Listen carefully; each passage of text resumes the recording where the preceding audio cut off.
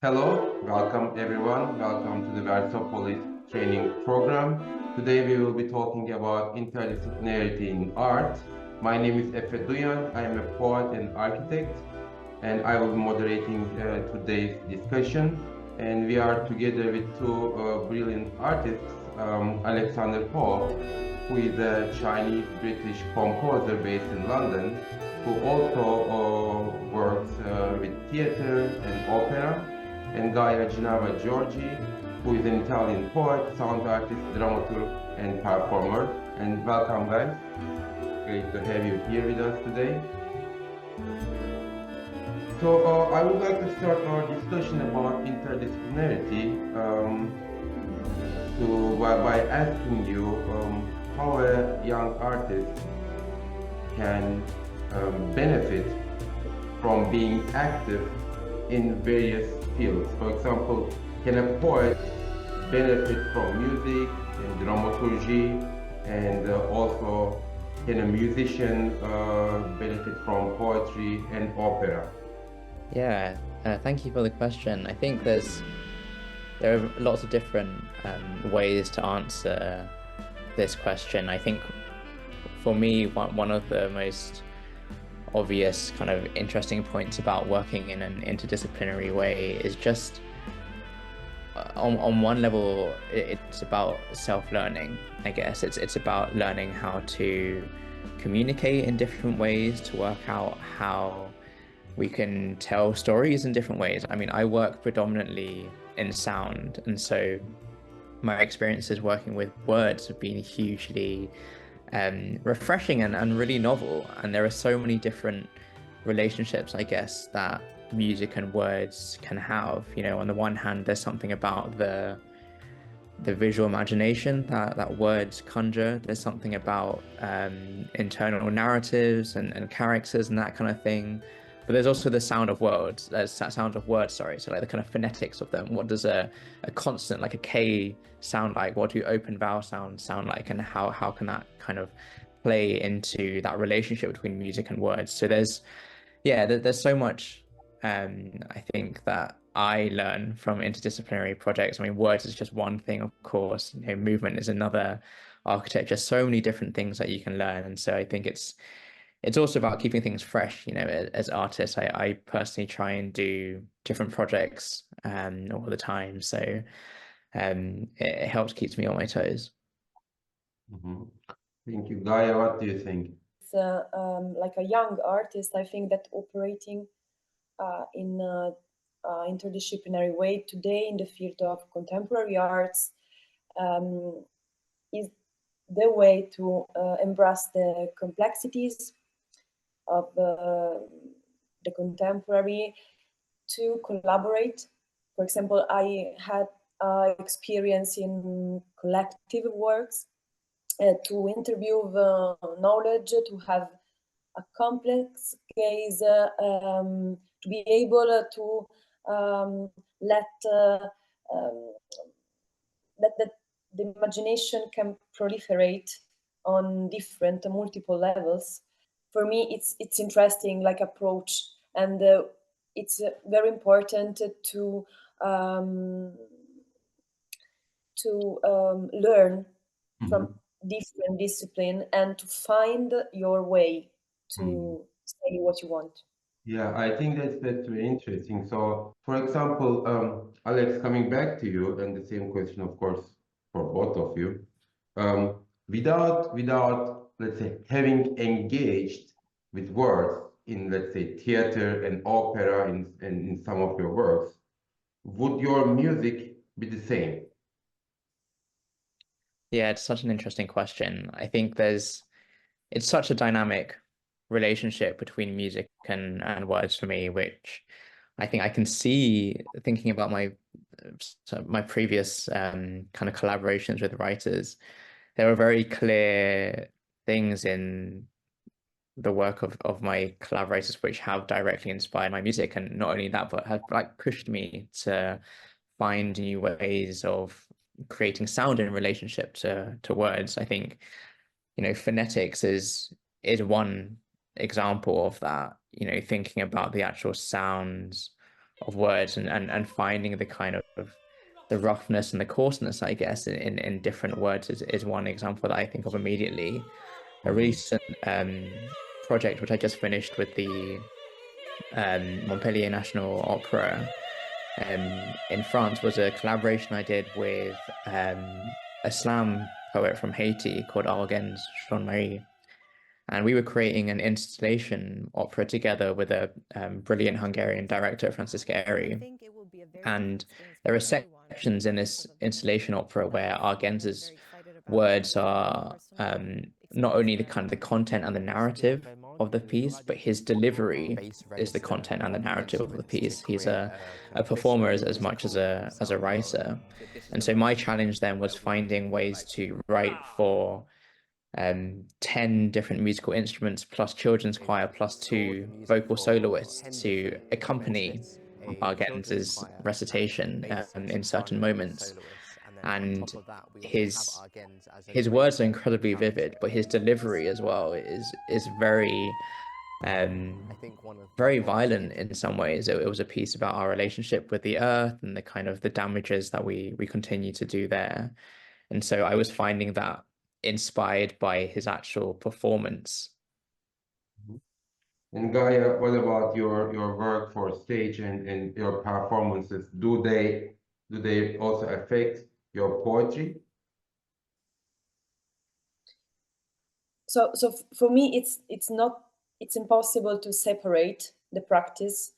Poetry, it's something in which I am in since, I don't know, 20 years probably, but yes, I work a lot with performative dispositives, sounds, voice, writing, and all my work, it's very influenced by the writing practice. Mm-hmm. It's rewarding, but also slightly challenging, I believe, to be multidisciplinary. I mean, the same goes for me. I think I learned a lot from architecture and use architectural strategies, design strategies, and implement them into poetry. Yet on the same time, when I was working on my novel, for example, it was a very different experience, a very different process of creation than writing even poetry, which seem to be very similar areas, right?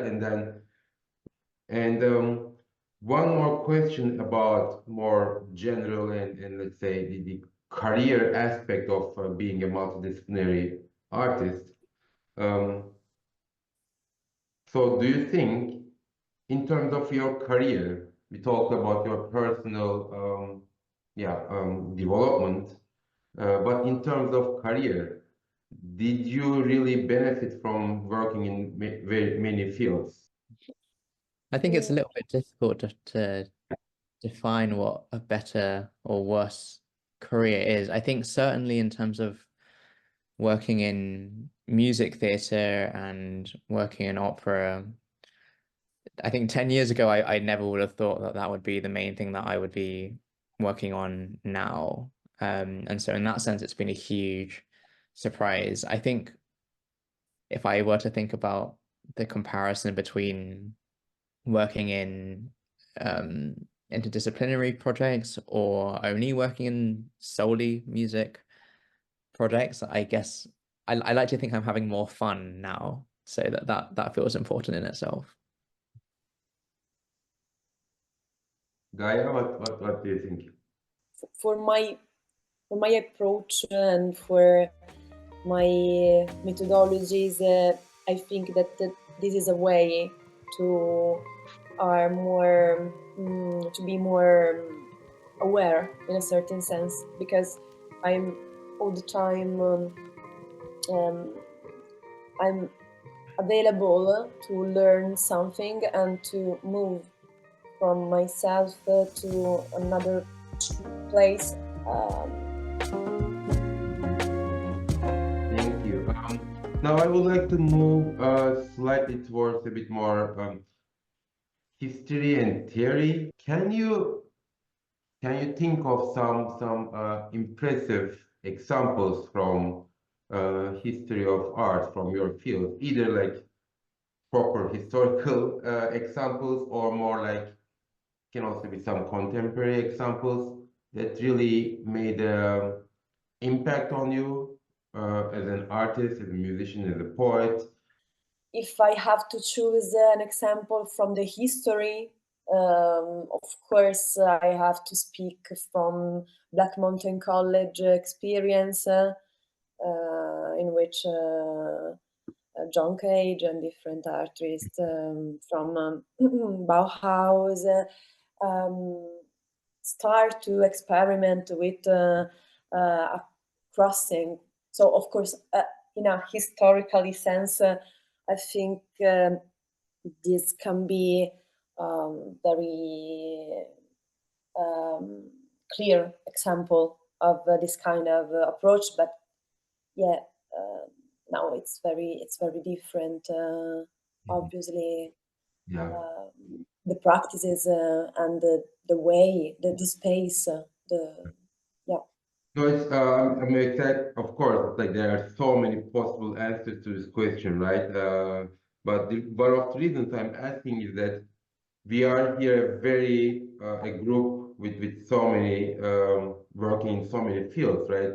Design, music, opera, performance art, sound art, poetry, of course. So, but thank you, John Cage and Bauhaus. They're obviously, yeah, incredible experiments in history. Alex, what about you? Yeah, I think there's some fantastic examples. I think for me, I think about contemporary opera makers. I guess one that comes to mind immediately is Kaija Saariaho, the Finnish composer who he passed away recently, sadly. But her last opera, Innocence, was done in Aix-en-Provence, and then it went to the Royal Opera House in London. And that for me was an incredible experience. The opera, in a sense, has a really kind of tragic story about a school shooting. And I guess one of the things which really grabbed me was the relationship between the music, the words, narrative, but also the set design. And so the set, I think, was it was directed by Simon Stone actually, but the set design it was a revolving stage, which I think has been, it's been used in many different ways before. But here it really was perfect, and it really kind of pushed and elevated the dramatic arc of the opera to a new level. I mean, in short, we find out probably, I don't know, maybe a third or halfway through the opera that the tragedy is a school shooting. All we know for the first third of it is that something awful has happened, and we're seeing the ways that different people have been affected and different people have been traumatized, I guess, by this unknown event. There was something about it which was genuinely scary. It was terrifying, and I think I'd never really felt that feeling before in an opera house watching an opera. I didn't know that opera could be like that. And so that for me was a really moving experience, but not just because of the music, not just because of the story, but the way that it was brought together in the set design, in the direction. It felt really organic and novel in a really amazing way. Yeah, that's also an incredible example, like bringing all sorts of things together, including the three-dimensional space, right? So another total different aspect. How are you collaborating with people? I mean, do you find it difficult, the collaboration? Yeah, by my side, I have trained in a collective context from artwork, of course, because of theater and performing arts, but to feminist movements, self-education groups. So for me, the collective process remains is the only path to all the embodied learning. And so it is because it triggers processes of negotiation and accommodates complexities. So, of course, it's difficult to deal with a group, for example, or co-creation, but I think is a generative way to go deep into art field. In a certain sense, the opacity of the other allows me to know her, him, them. So yes, it's complex, but all the issues are all the time negotiated and discussed in a sort of feedback assembly. So yes, it's not easy, but I think it's not interesting that have to be easy, but it's a very generative way to imagine together. Yes, Alex, what about you? Yeah, thanks for that, Guy. I really resonate with everything you just said. I think for me, I see it as high highs and potentially low lows as well. It's been a bit of a spectrum. I think, to be honest, one of the things that has really helped collaborations is not necessarily just seeing it as an artistic collaboration, but also a social one. I mean, I like to food is really important to me, so I tend to share a lot of food and meals with collaborators just as part of my process. Not that I'm like it has to be like this and this, but like let's grab some food and it's like get to know each other as people really. And I find that can really help just that kind of creative relationship, just like when you know people better. It seems pretty clear when I speak it out loud. I guess the other thing which feels important to say is that there's something about knowing your role and knowing your responsibilities. And I think that again can differ between the project, but I think sometimes when collaborative projects have been less rewarding and less successful, perhaps it's been down to a little bit of confusion about who is doing what and in what way they're contributing to the project. It doesn't mean that there has to be one leader all the time, but it's just that people in the room need to know why they're there. But I also actually like to give food as an example or as a metaphor for design and even sometimes arts, because when you cook, right? So first you imagine a taste, which is difficult to define. You can only imagine it, and maybe you imagine a moment, sharing moment with people, and then you start to plan. Then this process starts. Like you go and buy the ingredients. You do this, you do that, and then you try to reach to that moment and to that taste that you have imagined in the very beginning. But so this aside, I would like to repeat. I would like to learn a little bit more about which fields that you have an interest in. I'm a walker. I walk a lot. I like to walk through path in woods or mountain or something like this, but I don't know if it's a good answer, because it's part of my practice of my workshop to cross the landscape by walking. So for me, it's a passion in a certain sense, but it's part of my practice. It's not so easy for me to define the border between the things in my private life too. I don't know. It's very effective.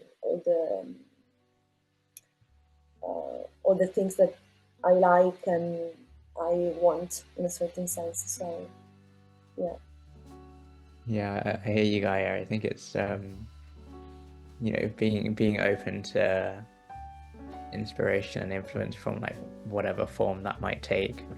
I guess something which comes to my mind more recently is the genre of like horror films in particular.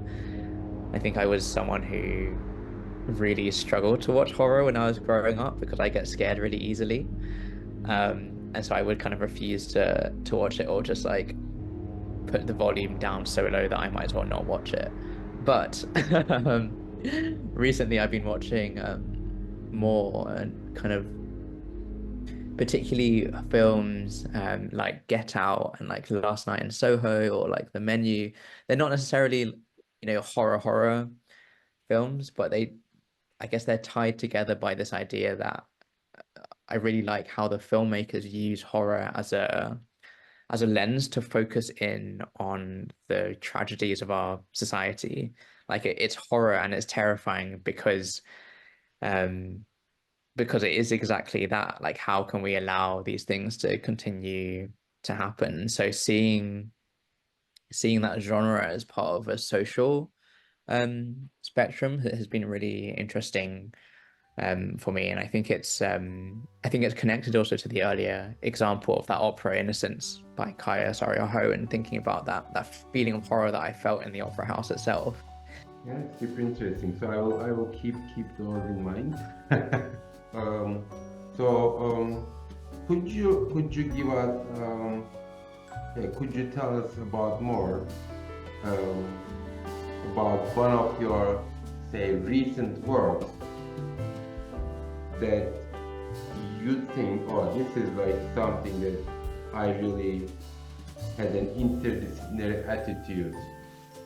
My current research is particularly concerned with hauntology and haunting practices, and the methodologies I have developed apply similarly to writing, sound, and performance. So in this work that it's called Haunted, the main node is methodologic more than linguistic.